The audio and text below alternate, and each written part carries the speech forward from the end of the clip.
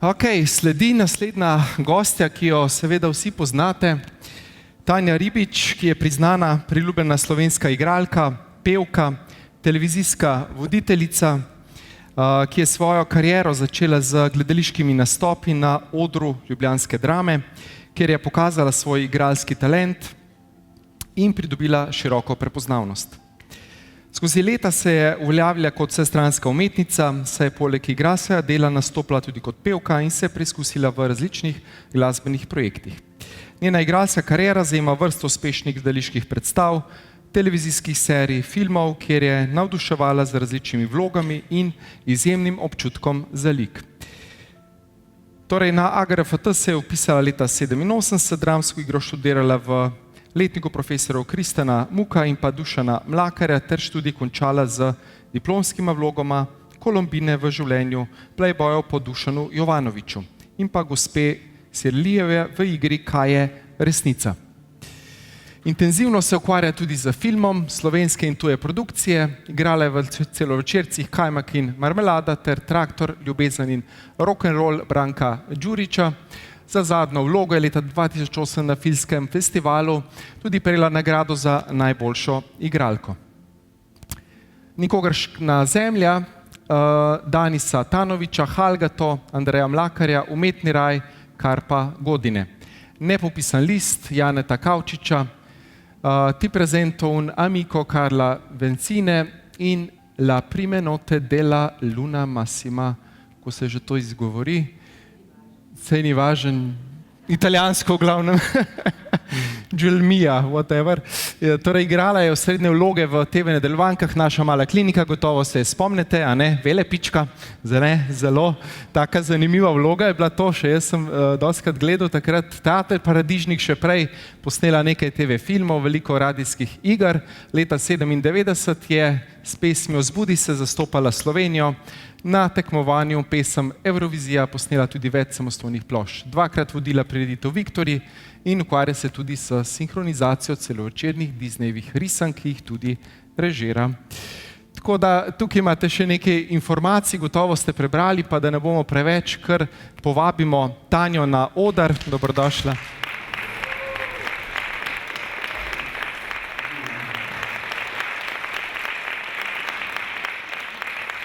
Dober večer. Dobrodošla. Kako si, kaj? Ja, kar precej časa se je namenil, moram pa updatati, očitno se nikom, vsi se ukvarjamo preveč sami s sabo, pa moram malo updatati tole na Wikipediji, ker je ogromno se zgodilo še potem, kar je nazadnje. Sem še veliko posnela. Novih stvari, saj nisem vse bral, je veliko. Ne, vse verjetno za Netflix pa to, ampak bolj je zanimivo to, da je ogromno teh produkcij nastalo v sodelovanju s tvojim očetom. Izjemen luč mojster in se vidi, da je imel prste danes čez tole lepo podobo, čisto drugačno podobo Narodnega doma. Bravo, Drago, tudi za sina. Hvala, Drago, za življenje. Odlično. Ja, kako v bistvu vidiš, Tanja, recimo vlogo umetnikov pri oblikovanju bolj etične zavestne družbe?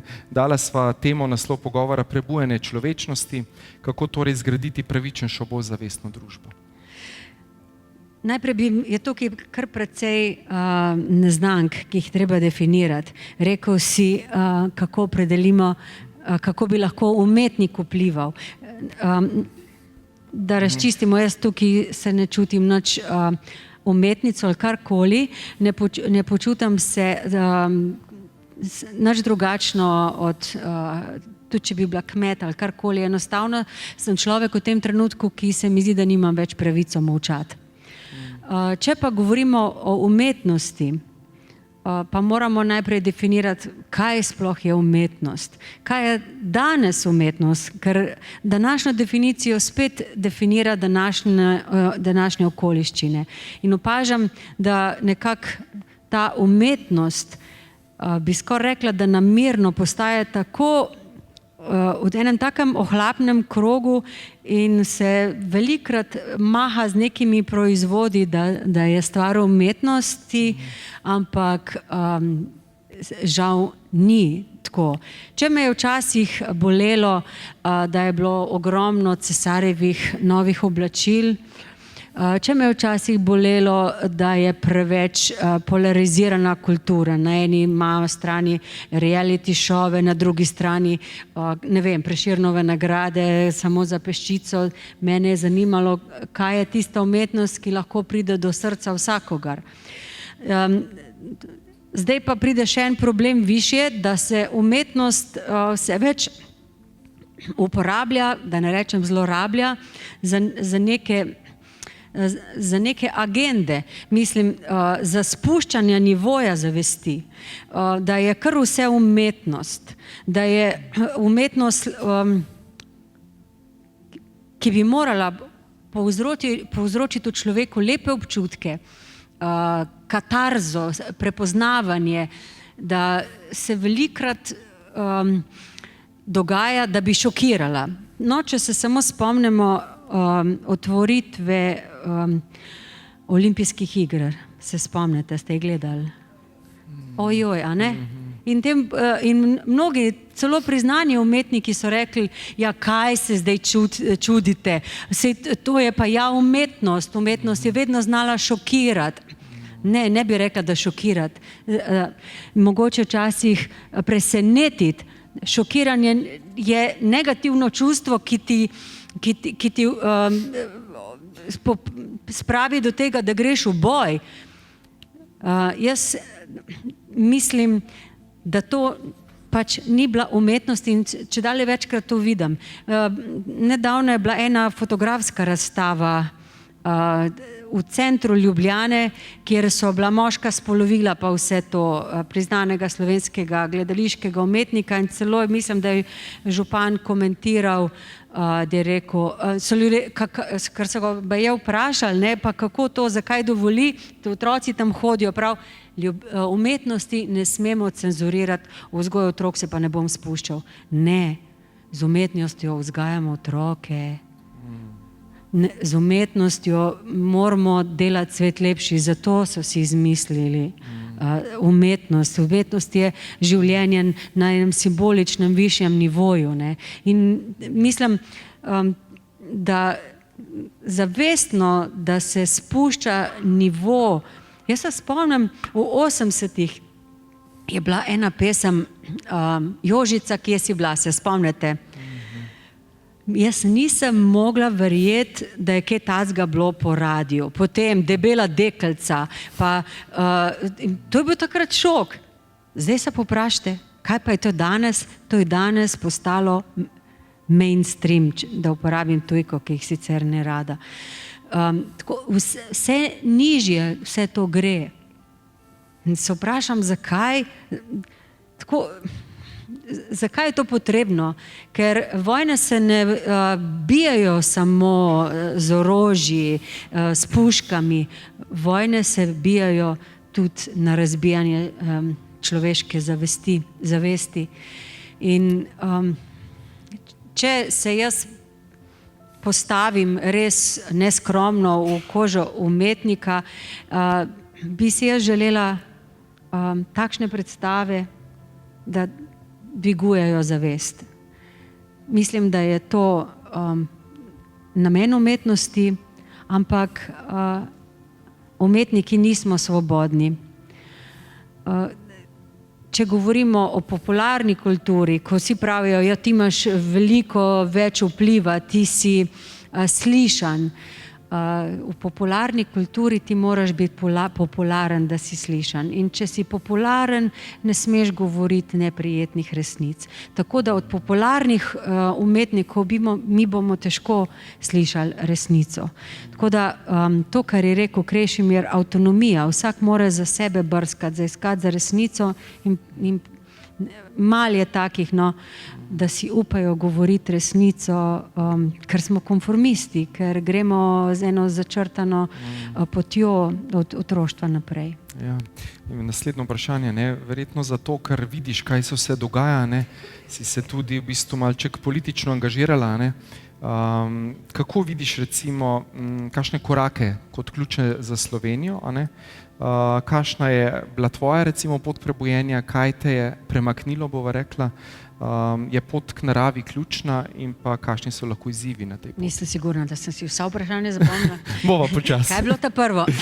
Torej, ta prvo, ne, zakaj si se odločila tudi za politični angažma? Ja, gremo pol po vrsti. Okay.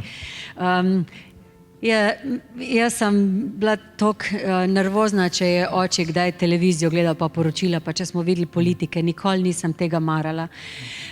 Potem pa so me začele zanimati ene stvari, ki so mi zdele nelogične. Zmeram sem bila malo posebna, sem imela večkrat težave v šoli, ker sem spraševala, kaj se dogaja zadaj, v backstageu, ja, zakaj pa je tako, zakaj pa ne mora biti drugače. Ampak še vedno sem obračala glavo stran od politike. Ko se pa, predvsem se je začelo to med korono, ko so se začele pojavljati nelogične zadeve, ko sem videla definitivno, da politika in vlade, strukture niso narejene, da bi služile nam, da bi nam bilo lepše, ne? Takrat sem videla, da namerno nam ustvarjajo takšno politiko, da bi se nam zagabla, da obračaš glavo stran in kaj lepšega, potem imajo proste roke in lahko delajo vse. Ravno sem poslušala Krešimira, ravno njega sem poslušala pred mnogimi leti, jaz ga že dlje časa spremljam, ki je povedal, da prihajajo iz Bruslja taki debeli poki zakonov, ki jih noben ni sposoben prebrati čez noč in potem sam rečejo, samo se strinjam. Mislim, tako kot sem rekla na začetku, nimam več pravice molčati z odgovornostjo, zaradi odgovornosti do svojih otrok, ne? In mislim, da je naša dolžnost, da jim gledamo pod prste. Zadnja stvar, ki bi me zanimala, je to, da bi jaz bila politik, zaradi tega, ker ko mi rečeš politik, takoj pomislim na to formo, nič ne povem, ogromno govorim, da ne bi kaj se razburkalo, ne. Res me to ne zanima. In tudi mislim, da tako kot zdaj kaže, ne vidim ene svetle točke, vidim samo, da to nekako se pretaka z leve na desno v isti flaši vse skupaj. In nisem nikoli imela ambicij biti politik, samo nekaj je v meni kričalo, da tisti, ki je stal takrat za resnico, tisti, ki so med korono upali povedati, kaj je res, bila sem tudi sama na protestih, da sem videla, kaj je bilo res in kaj je bilo potem v medijih. In sem videla, da je resnica zelo globoko zakopana, ne? In potem sem videla, da je nemogoče je brez medijev povedati resnico. In če že jaz imam nekaj sledilcev, sem rekla, bom jaz poskusila podpreti te ljudi, da bi, čeprav nemogoče je v tem sistemu, kako prideti, ne. In v glavnem dala sem svoje ime, nisem si želela v Bruselj, tako, ampak saj se mi zdelo, čeprav je bilo potem rezultati za mene so bili presenetljivi, ampak nikoli pa nisem čutila te bojazni, da bi bila spričo vseh utečenih form sploh izvoljena za Bruselj, ker bi se mi zmešali tam. Verjamem, ja, ti si preveč čista duša, bom rekel, za tisti prostor, ne. Ja, ne vem. Tako da, ja, čutam. Ali še kaj ostalo znotraj tega? Lahko še kaj dava, ja. Še kaj nisem odgovorila. Ja, kako si ti šla v to pot prebujenja, recimo, da si šla mogoče tudi v to duhovno sfero? Kdaj se je to pri tebi začelo? Ali so bili kakšni izzivi? Ja, vsekakor, vedno so izzivi, ki nam jih ta sistem ponuja in meče pod noge. vsekakor jaz sem prepričana, da noben človek v osnovi ni slab. In ravno mi je Krešimir govoril o eni oddaji, ki je v nedeljo išla, da ni negativcev. Isto v filmu, če ti igraš negativca, ne moreš, samo slab igralec, zlobneža igralec. Vsaki dela slabo, misli, da je tako prav, da je tako dober. Ne? In nekako sem jaz začutila, da se ne delajo dobre stvari, ampak ne iz neke namere, da samo prelagajo, da izvršujejo, da naši izvršujejo. Ne? In ravno pred korono, oziroma med samo korono, se mi je posvetilo, kako, če nam želijo dober, ne, so rekli, zdaj bomo zaprli vse bolnice, domove za starejše, želimo dobro, želimo, da je varno. Moja mama je bila v domu Šmarje pri Jelšah in tam niso imeli niti predpasnikov, mesarji so jim dajali po svoje predpasnike, vlada je dala pa po drugi strani ogromno denarja in vsem, da je šla vojska na meje. No, to mi je bilo takrat najbolj čudno. Takrat sem začela sumiti v sistem. Prebujanja pa vse že prej ob raznih izzivih. In sem rekla, na zdravstvenem, kako ti ne delajo dober, kako rešujejo z kemijo tisto, kar se ne da rešiti s kemijo, kako ti šolski sistem ne nauči, kako se boriti stresom in recimo kako preživeti v naravi in kako preživeti stresom. Se pravi, in medicina, in šolski sistem, vse nekako dela proti sebi, vse dela proti tem, da ti se moraš sam znati, da plavaš. In seveda tudi mene je doletela depresija, tudi mene so doletele bolezni in sem začela, tako kot sem rekla na začetku, v backstageu brskati in to mi je bil, nisem se zadovoljila s servirano resnico. Definitivno, ne? In potem začnemo iskati tiste globe odgovore, ne? Tista temeljna vprašanja. Odlično. Torej, pot k naravi, ne? Ti tudi sama kmetuješ, praviš, a ne?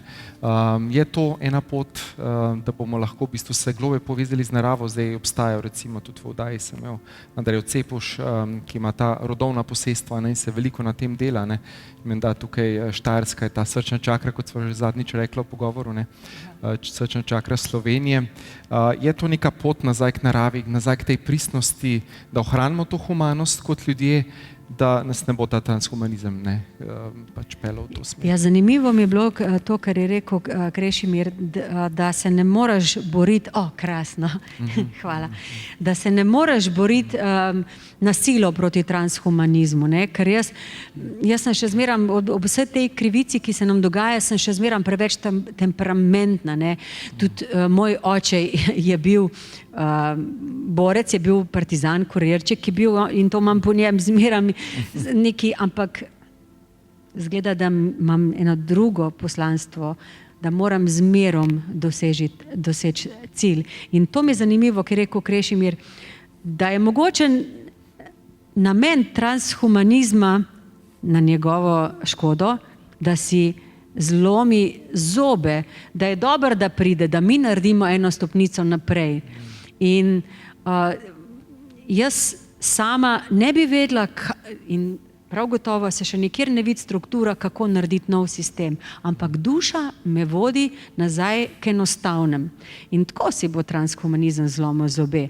Z avtonomičnostjo, z avtonomijo, da gremo nazaj k osnovnim stvarem. Kontakt z naravo, učiti se od narave, to je največje zdravilo. Jaz grem, tudi če sem v Ljubljani, čisto vsak dan grem na Golovec. Tako, nisem tako kot Krešimir, ki je živ v svoji glavi, ki je v nebotičniku, jaz ne morem. In imamo njivo in tudi zaradi tega, kako najbolj zafrkneš sistem, da si neodvisen, ne? Samooskrben, ne? Kot zdaj pravimo. Samooskrben, kar se le da in se povezovati med sabo in predvsem med generacijami. Definitivno, ja. Kako lahko pa ohranimo zdaj pristnost, ne, in empatijo v času vseh teh globalnih kriz, vsega, kar se dogaja, kakšen je mogoče tvoj nasvet za iskanje ravnovesja med skrbjo zase in pa odgovornostjo do drugih? Ja,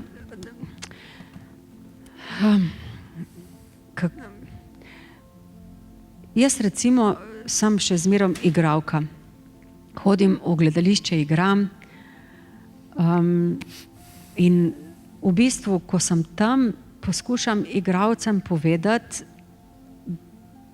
da smo tukaj v nekem navideznem svetu, ker ljudje trpijo in krvavijo in za razne predstave, kar naprej so tam, a bom dobil dobro vlogo ali ne bom, a sem vreden, non-stop dvomijo v sebe in so ujeti v to. Jaz sem imela to srečo tudi, ker imam čudovitega moža, ki je uletel kot meteor v moje gledališko življenje, ki mi je že takrat rekel: Tanja, ti si tukaj zaprta, ne se toliko sekirati, to je v bistvu, vzem to kot eno združenje modelarjev, ne. In recimo, ko je gostoval v predstavi, kjer sva se spoznala, ne, on je zrušil vsa pravila. On je naenkrat in na tisto poštirkano vse, sta dva zamudila na predstavo, prav, niste videli začetka, gremo od začetka in mi naredimo, ko da gremo vse nazaj in še enkrat od začetka sam za njo ponovimo in počasi so vsi igralci sprostili. Mislim, že znotraj tega je potrebna svoboda in ljudje so nesrečni, verjetno je tako v raznih poklicih, če so zaprti samo v en svet. In ko sem jaz v gledališču, jaz jim vedno skušam dopovedati, da je to sam navidezni svet, da naš dom je narava. Medtem, ko smo bili pa še na akademiji, so nam rekli, gledališče je vse, gledališče je življenje. Samo tiste kmetice, ko pridejo dol z odra, se lahko pogovarjajo, kako se kumrce vlagajo. In ne, jaz, ko pridem dol z odra, povem, jaz sem pa še črno za nohti, ker sem fižol dajala v zemljo, zaradi tega, ker mi smo oboje. To je svoboda, da imaš ti lahko kontakt z zemljo, pa ti daš še za jesti in še dušo ti nacentrira. Na ta način se jaz borim za svobodo. Da delam z radostjo svoje poslanstvo, ampak mati narava, ne moreš se odrezati od nje in vse dela proti tem, vse, lahko zdaj govoriva od embalaže in seveda podtema je, da si ti potem ti kriv, posameznik je kriv, ker onesnažuje okolje. Jaz bi takoj kupila vse brez embalaže, ampak če ti kupiš, ne vem, eno igračko je milijon folij čez. Ja, ogromno tega. Tako, vračam se na to, da vsak človek je naravnan, da je dober, v startu je dober. Sistem nam pa govori, da je nekaj narobe z nami, da mi onesnažujemo, da je vse na nas. Da je zdaj CO2 problem in tako naprej. CO2, ki brez njega drevesa sploh ne morejo obstajati. CO2, danes sem poslušala, koliko hrane se meče stran. Ja, seveda, če nimajo družine časa kuhati, da moraš iti ven jesti in potem seveda, da moraš nakupovati vse, ker se nič ne pridela in pač trgovine ne vejo, koliko česa naročiti in seveda zaradi tega se vrže. Sistem meče stran, ne mi posamezniki. Jaz imam kompost, jaz nobene stvari ne vržem stran. Ali pa mi kužki, živali pojejo, ne. Zmeram ta sistem pritiska na nas, da smo mi krivi, da imamo skozi neko slabo vest, pa krave predijo, če ne drugega. Ja, skozi nekdo kriv, ne. Sam, da ne bi oni rekli, da imajo svoje namene zadaj, ne. Ok, super. Torej, varovanje okolja, ne, tudi poudarjaš ta pomen varovanja okolja, ne. Dejansko, kaj bi rekla tistim, ki še te nujnosti toliko ne prepoznajo, ne, če glede tega? Težko je prepoznati, kaj je nujnost, če si v tem hrčkovem kolesu. Ja, včasih se je še za časa korona se je dobil dost več dobrih dokumentarcev, zdaj se to vse briše. En znani režiser se je spoznal z Rothschildi in mu je intervju posnel, ki je govoril o Rothschildcih. In je rekel, kako nam je fajn zdaj, kakšni sam ta novinar oziroma režiser govori, kako je bil navdušen takrat in kako se je pogovarjal z Rothschildom. In Rothschildu je rekel, kako nam je zdaj fajn, ko smo civilizirani, ko si morate zamisliti, kako včasih ženske niso imele pravice do dela, da zdaj so svobodne, ne? In pravi Rothschild, a veš, kdo je to naredil? Kdo je naredil to revolucijo, to, ko se reče, malo mi je mož omadeževal materinščino, pobuno, kako se reče, revolt, tudi ni slovenska beseda. Upor, ja. Upor žensk, ne? Kdo misliš, da je to naredil? To smo mi. To smo mi, tako z raznimi temi nevladnimi organizacijami v povojih, z mediji pa to. Mi smo to revolucijo naredili, da so ženske začutile to težnjo, da morajo biti svobodne, da morajo delati.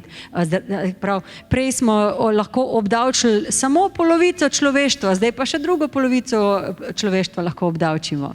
In še ena pomembna stvar, dobili smo dostop do otrok, da jih take dobimo in da jih gnetemo po svoje. To. In zmerom nam pride neki nam pritiska na vest, kot sem rekla prej, mi smo krivi. Vedno pride nek napredek za dobrobit nas. To je isto, naredi to, kar bo zaščitil unga. Ker človek je v svoji... Subtilne manipulacije. Tako, ker človek v svoji biti je dober. Če vidimo na živali, samo ogrožena žival bo grizla. Majhen otrok ne more biti zloben, samo če je v stiski. In isto človek globoko v sebi je dober človek in želi biti dober, samo če je zmanipuliran, gre proti drugim. In zelo je težko to sprevideti. Mogoče, ko si čist na tleh, pa ko se sestavljaš, ne. In jaz poskušam res čist drugače gledati na to in se mi otrne kar takole, se peljem in vidim, sem videla včeraj drevo in kaki gor. In me tako spomnila na božično drevo, ko so obešali darila gor, ne. Se to so darila. V bistvu je vse narejeno, da je zastonj. Vse nam je dano zastonj. Mi imamo zvezane roke, polni smo strahu. In prav tako, posadiš in imaš. Posadiš in zraste in imaš. Midva zdaj imava to malo gozda in brunarco in jaz grem in si kurim sama. In meni je toplo. Ta komfort, ne, to je droga. In tudi jaz sem zelo bila lena.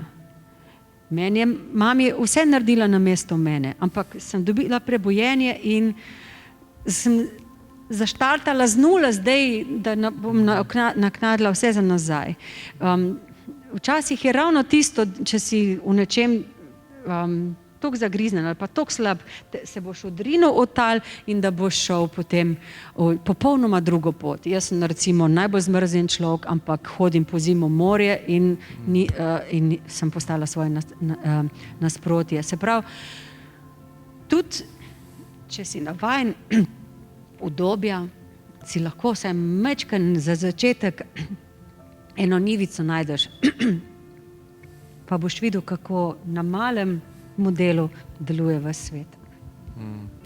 In gledališče, ne, mogoče se še malo dotakneva in ta, kot je rekel Shakespeare, vaš svet je oder, ne, in mi smo igralci, ne, tako kot da se naveževa na Mišaka, ne, ta realnost, ne, simulacija, v kateri smo vsak na neki ravni igra svojo igro tega življenja, ne, lahko rečemo, ne, ali tako profesionalno ali pa drugače. Ne? Kako vidiš ti to igro, a ne pa mogoče kakšna izkušnja iz tvoje dolgoletne kariere že zdaj, a ne?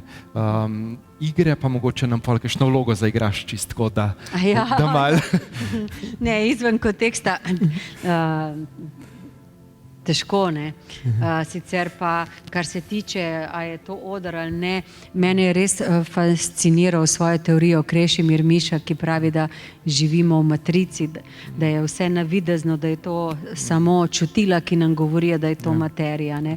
To me zadnje čase. Ja, in to neverjetno, kar se dogaja, to on mi imenuje kozmična tajnica, da je on dobil registracijo MB, ne. Jaz skozi videvam številke 8 in razlagam prodajalki, kako je, se mi vedno pojavijo te številke kot znaki in se zahvalim, vse je v redu, to je moja številka. Jaz skozi dobivam ta sporočila na neki ravni. In potem se to govorim prodajalki in pridem čez 2 dni prav. Veste, kaj je bilo potem? Jaz sem zaprla blagajno in končni znesek je bil 8888. Super. Ja, recimo, moj mož je zdaj snemal v Grčiji, jaz pa gledam te številke, ker vidim, da dobivam ene znake preko teh številk in samo njegov trailer je imel 285, 28.5. je imel svoj rojstni dan na njem. Mislim, če si malo bolj dojemljiv, vidiš, da dobivamo signale in potem se vprašam, res nismo mi samo eni igralci v Trumanovem šovu, ne? Ampak jaz sem srečna zaradi tega, ker sem povezana, ker dobivam te znake in kot sem rekla, ne zmeram, ko vidim to, tudi danes, ko sem šla v avto, ta prva registracija, ki sem jo videla, je bila 88. Aha, v redu, vse je, ne? Tako, da ne vem, glede te proste volje, Krešimir je prepričan vse bolj, da je ni.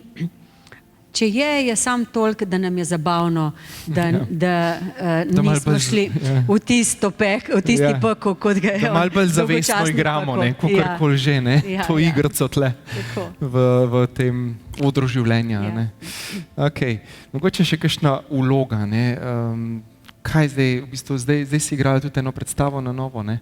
Nam lahko mogoče še uvid te predstave, kaj sporoča, poveš? Ja, trenutno igram, imam 3 predstave žive. Eno igram v svojem gledališču, ki smo ga naša in družina Reneja Bitorajca v Zagrebu naredili gledališče Luda Kuča. In delamo samo komedije. To je prvo privatno gledališče v Zagrebu in Maribor je blizu. Prihaja ogromno Mariborčanov in tam sem režirala in igram predstavo Bračna terapija. To pa zanimivo, ne? Ja, zdaj jih bo že kmalu 100 in tudi so skozi razprodane predstave in to je tako res za dušo. Potem sem pa ravno zaradi tega, da držim ravnovesje med službo in sabo, sem samo petinsko zaposlena v mestnem gledališču in vsake 3-2 leti odigram predstavo. In zdaj igram predstavo Luč ugasne in govori tudi zelo zanimivo o ženski, ki je umrla in se vrača nazaj. Običajno se mi vse stvari zgodijo, ki jih igram, ampak tle sem šla k neki gospe, ki ima, da me je očistila tega, ker to ženska umre od kapi. In najprej me je bilo strah tega igrati, prihajati nazaj kot pokojnica in pride k svoji hčerki, ampak potem sem res začutila ta mir,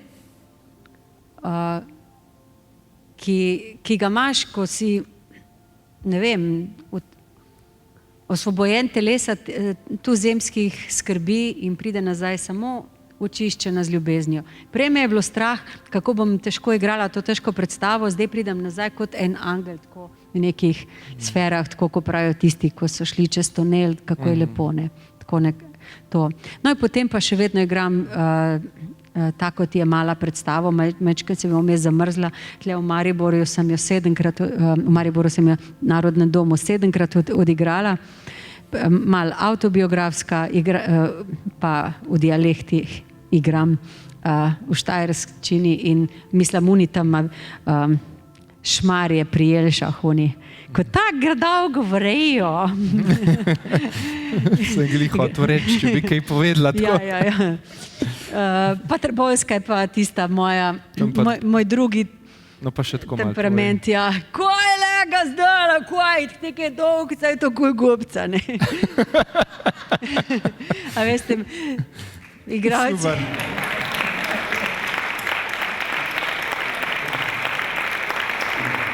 Igralci imamo to srečo, da lahko igraš, živiš dolgočasno življenje, ali pa si skozi trenirki, pa še vse se menja vse lahko v tvojem življenju. Zato, to je dobro, je terapija. Kolikrat sem čist na tleh, ali pa tudi se kaj slabega zgodi, ti moraš biti tam top. In to, kot pravijo, moram angleščino uporabiti, čeprav se zelo izogibam, sem ponosna Slovanka. Fake it till you make it. In ko pridem nazaj prerojena, zato se splača, potem bo smeh, ne? Ja, tudi smeh bo. Ja. Ekstaza in smeh. Zelo je od zunaj ti žariš na ven, ampak tudi iz uma lahko pride v dušo svetloba, mislim, moč volje je neverjetna in lahko potrdim tudi preko gledaliških desk to. Definitivno. Spomnim se tudi naše male klinike, ne, ki ste jo snimali kar nekaj sezon, še znaš kaj od Velepičke, da nam malo... Samo to, da ni ekonomske računice. Ni. Treba paziti, ne, stroški so... Tale mistični dim, kar suši grla. Lahko prosim še za en kozarec vode? Bomo prinesli, ekipa, če bo. Zaradi lučk malo rabimo, da naredi. Ne, čudovito je, sam glasilke malo suši. Pol boš zapela nam tudi, ne? Ja, če bom zbudi se. Kakšen 2 litra vode pa bo. Bomo prinesli, jaz imam z reverzno osmozo zadaj, tako da imam prečiščeno vodo, ne? Super, je tudi fajn, ne? To skrbeti za čisto vodo, kaj vemo, da je vse zdaj čel manj. Joj, to vodi. To, da to, ko sekajo drevesa, to je samo domino efekt. Hvala lepa. Ja, voda je čudež, ne. To mi je tudi prebojenje, če greva na prvo točko, kako je prebojenje, tudi preko vode. Ja, seveda. Voda je informacija, vemo, ne, Masaru emoto, ne. Emoto, takrat naprej. Vibracija, energija ljubezni daš noter, hvaležnosti, bo ta voda zdravilna ratala, ali pa če je jeza, zamera, bo pa nizka vibracija, pa vemo, ne, so pa kristali. Tako definitivno, ja. Ok, a imate kakšno vprašanje za Tanjo? Da vam kar damo še besedo, imamo še nekaj minut, tako da se lahko opogumite. Pa ne vsi naenkrat. Ja, ne vsi naenkrat. Tamle zadaj, ja. Super. Sem se ustrašila, da bo moj mož, ker je on me enkrat v oddajo klical v živo, spremenil glas, ker on perfektno govori slovensko, če je v kakšnem liku. Je rekel, jaz bi vprašal gospod Tanjo, koliko je razpon kril maledijskega komarja v času parjenja. Huda. Noro. Sam da ni. Ja. Lepo pozdravljeni. Najprej bi želela reči, da ste me zelo lepo presenetili s svojimi besedami danes. Spremljam tudi vašo pot, vaše igranje, ampak danes ste povedali nekaj takšnih stvari, da ste me res prevzeli. Predvsem s tem, da ljudje ne moremo in v bistvu tudi ne smemo povedati, kar si želimo, kar smo, kar čutimo, kar bi želeli živeti. To pomeni, da si sami naredimo, tudi zdaj čutim prav v glasu, da me v bistvu malo blokira, ker drugače znam biti zelo sproščena. Ampak v bistvu, da se sami sebe ogradimo, omejimo. Spomnim se ene pesmi Ferija Lainščka, Mislim, da jo poje gospa Polona, ker pravi, najin vrt ni ograjen, najin svet ni omejen, najin dan ni počesan in najin smeh ni zaigran.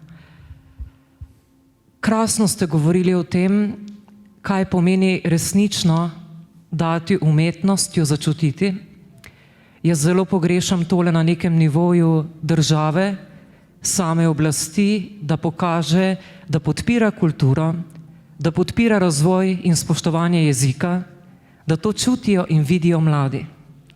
Težko jim mi kaj govorimo, čeprav to neizmerno čutimo v sebi, ampak nekje drugje mora biti tudi to, kakšen je odnos do tega. Zame je bil čas, to obdobje korone, bom rekla, do sedaj nekaj najtežjega.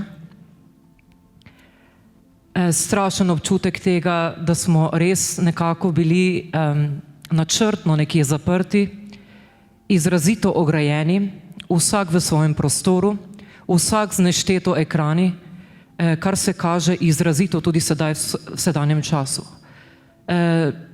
Velike posledice so, strašne posledice so, jaz jih čutim na mladini, jaz jih vidim pri odraslih in se nekako ne morem sprijazniti s tem, da bi morala iti na pot in biti na poti digitalnih stvari, ker si rečem, da moj obraz ne more biti ekran, moje srce in duša nikoli ne bosta ekran, ampak bosta samo utrip, naravnost, sproščenost, spontanost.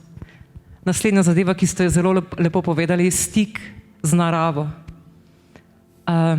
Zdravilko, motivatorko, vsem, kar je povezano s tem, živalmi, rastlinami, zemljo samo. Samo, če se spomnim, bi rekla enih zadev, ko se peljem na domačijo, se mi zdi, kot da se pokaže vedno sonce med oblaki, čutim se, kakšno sem, ko prihajam nazaj, kako zacveti človek, kako zaživi. In vas popolnoma razumem, ko ste prej rekli, tudi družba, veste, gospa, je zelo razvajena. Komod, ležerno, moderno, super, moderno vse, hkrati pa največji nesrečnik je do sedaj. Največji nesrečnik je do sedaj. Tako da vaša brunarica, vaš gost, potok, živalica so vaša rešitev in rešitev vseh nas. Res lepa hvala vsem. Hvala. Res lepa hvala.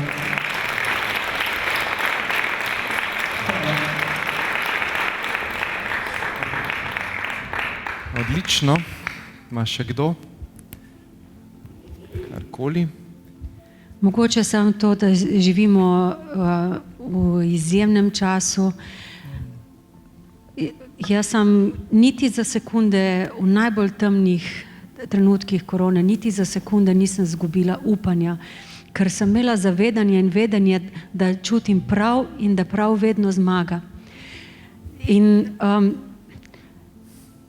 izziv pa naš je biti informiran, ne zatiskati oči. Živimo v pervertiranem času, kar nam govorijo, je točno druga resnica. In kako med vrsticami brati, raziskovati vse, biti informiran, pravilno, dobro, zelo informiran, pa po drugi strani zadržati mir. To je največji izziv danes, ampak se da. Narava ti da moč, da se lahko oglasiš z njo. Jaz sem, s tem, ko sem začutila, da nekaj ni prav, sem jaz postala močnejša, ker se mi zdi, da smo zato tukaj, da se bomo temu zoprstavili. Ne vemo še kako, ampak če ti čutiš, da je tvoje prav, ti ne moreš več iti nazaj. Tudi enkrat je Krešim Rimišak rekel, pa zakaj, recimo, on je govoril takrat o narativu proti ukrepom in cepljenjem pa to. Zakaj ne greš v ta narativ?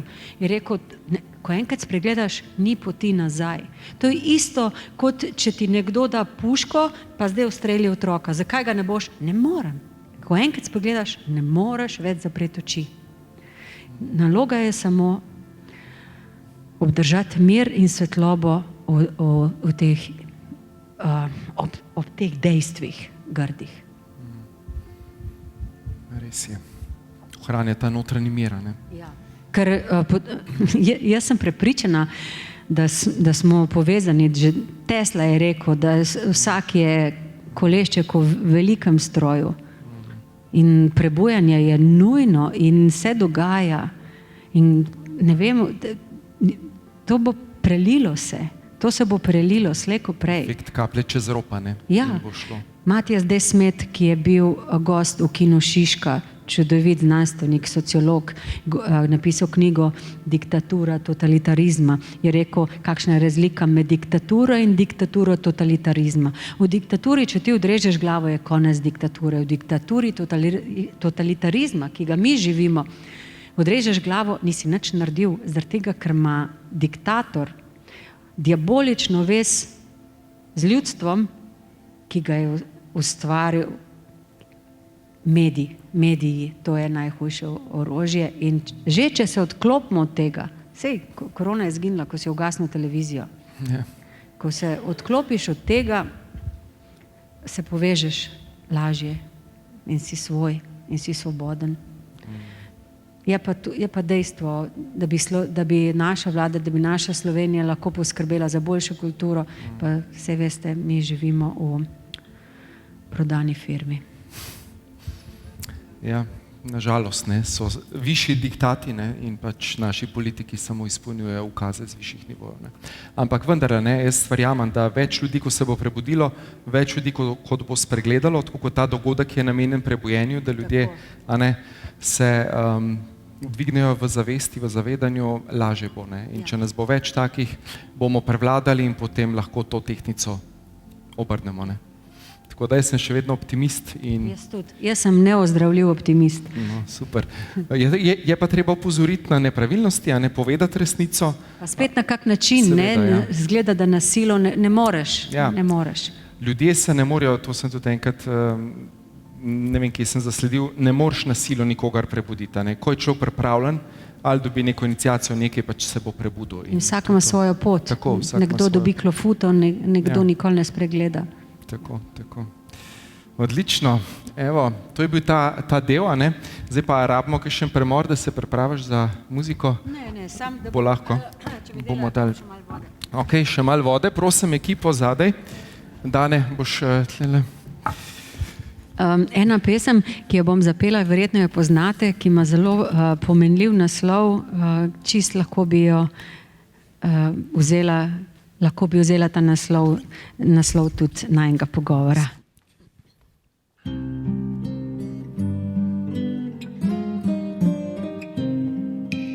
Tam na koncu mesta stara hiša spi, za 9 oknom deklica bedi. Zlata luna šteje njene solzice. Noč jih skriva, kot bi svoje zvezdice.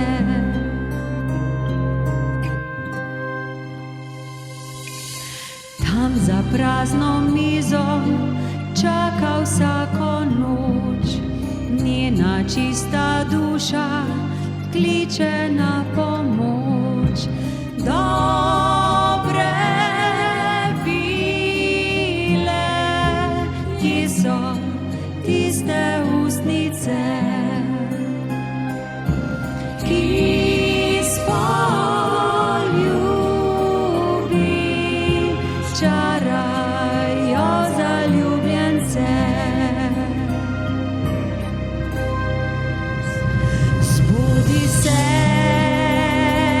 dobri princ, rada bi ti dala vse svoje srce.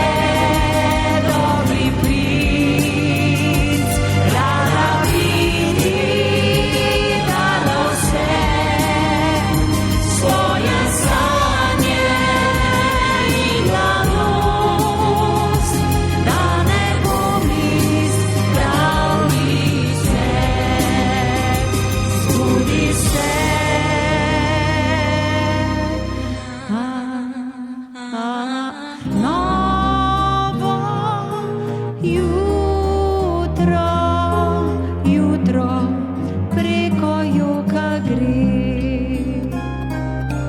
Srce vidi, vidi, kar oko ne ve.